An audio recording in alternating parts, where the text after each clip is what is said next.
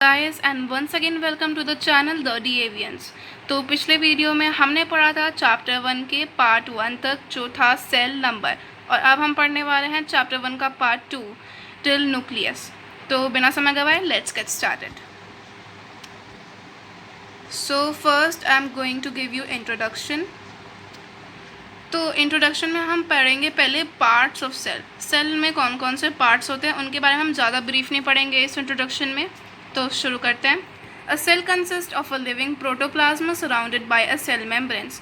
आप इस डायग्राम में देख सकते हैं कि एक डार्क ब्लू कलर की लाइन बनी है जो एक पेरीमीटर को सराउंड कर रही है, पूरे सेल के पेरीमीटर को।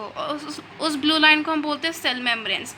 तो सेल मेम्ब्रेन्स जो एक वो होता है, एक स्ट्रक्चर होता है जो प्रोटोप्लाज्म को सराउंड करता है। The protoplasm consist of the cytoplasm and the nucleus.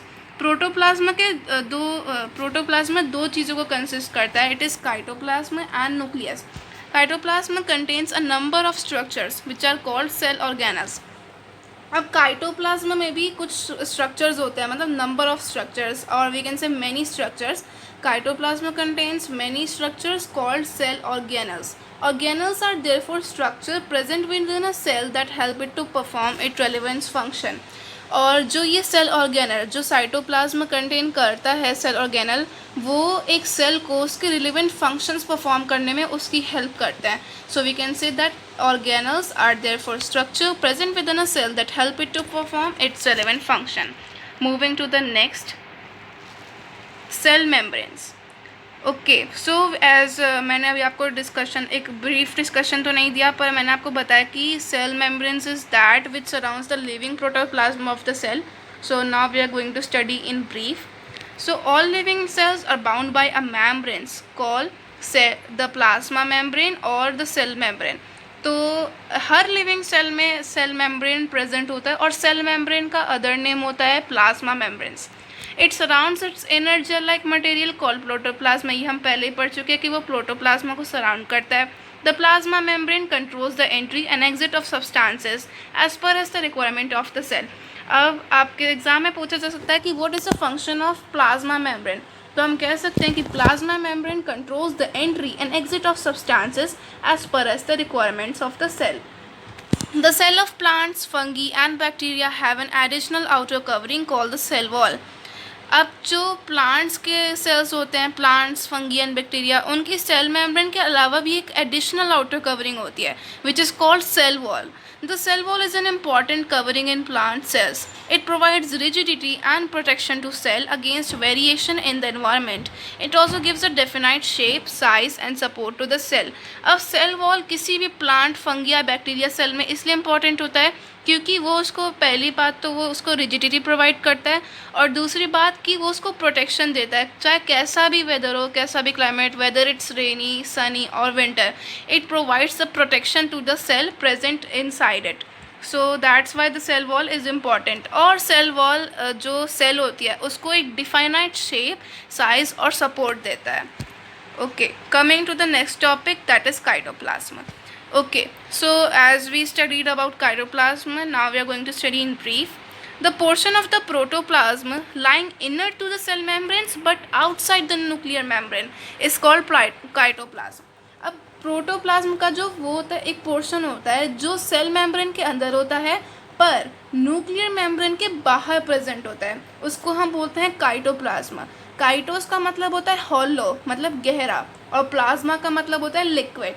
It acts as a ground substance for all cell activities. हम किसी भी चीज़ को ग्राउंड सब्सटेंस कहते हैं, मतलब हर एक्टिविटी का उस प्लाज्मा से कनेक्शन रहता है, उसके बिना वो एक्टिविटी कंप्लीट नहीं हो सकती. Then it is made up of carbohydrates, proteins, fats, minerals and vitamins along with a large proportion of water. अब जो ये हमारा काइटोप्लाज्म है, ये बहुत सारे चीज़ों से मिलकर बना हुआ है, जैसे carbohydrates, proteins, fats, minerals and vitamins along with a large proportion of water. Large proportion मतलब बहुत ज़्यादा पानी से भी बना हुआ है काइटोप्लाज्म. All these components work together to provide a unique living nature to the protoplasma.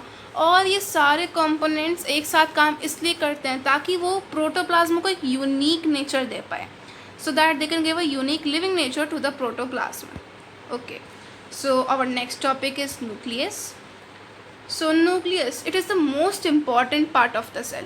Nucleus is the most important part of the cell. मतलब उसके बिना cell can't function. It generally lies in the center of the cell. Center मतलब cell के बीच में. Cell के बीच में हम nucleus को देखते हैं. It controls all the activities of the cell. और nucleus ही है जो हर activity, जो भी activity cell कर रही है, चाहे वो substances को अंदर बाहर जाने की permission या फूड को कंज्यूम करने की परमिशन, वो सब न्यूक्लियस के बिना इम्पॉसिबल है. So nucleus is controls all the activities of the cell. Then the nucleus is a dense structure bound by a nuclear membranes. अब न्यूक्लियस जो है वो एक न्यूक्लियर मेम्ब्रेन से बाउंड रहता है.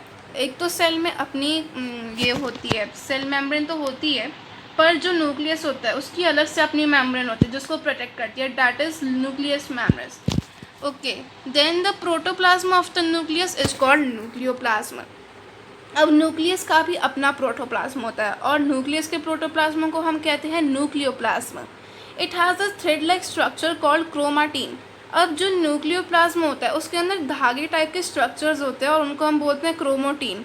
When the cell is ready to divide, the chromatin condenses to form thicker thread-like structure called chromosomes. अब कई लोग इसमें कंफ्यूज हो जाते हैं कि क्रोमेटीन और क्रोमोसोम्स में क्या डिफरेंस है. तो हमें इसमें कंफ्यूज नहीं होना है. हमें बस इतना ध्यान रखना है कि जो पतले थ्रेड स्ट्रक्चर्स होते हैं वो होते हैं क्रोमेटीन, और जो मोटे थ्रेड लाइक स्ट्रक्चर्स होते हैं जो सेल के डिवाइड होने के बाद फॉर्म होते हैं, they are formed when the cell is ready to divide, so they are called chromosomes. So when the cell is ready to divide, the chromatin condenses to form thicker thread-like structure called chromosomes. जो chromatins होती हैं वो आपस में मिलती हैं और वो thicker thread-like structure को form करती है. These chromosomes are responsible for the character genes inherited by one generation from earlier generation. और यही chromosomes responsible रहती है कि कैसे genes, कौन से characters वो एक generation अपनी पहली पुरानी generation से adopt कर रही है. तो आई होप आपने इस वीडियो में कुछ नया लर्न किया होगा. And if you learn something new then give this video thumbs up. और अब हम इस न्यूक्लियस के बाद से हम पढ़ेंगे सेल ऑर्गेनल के बारे में पार्ट 3 में. Thank you. Do subscribe and press the bell icon to be the first to receive new freshy updates from the Deviants. And if you learned something new today, then give this video a thumbs up.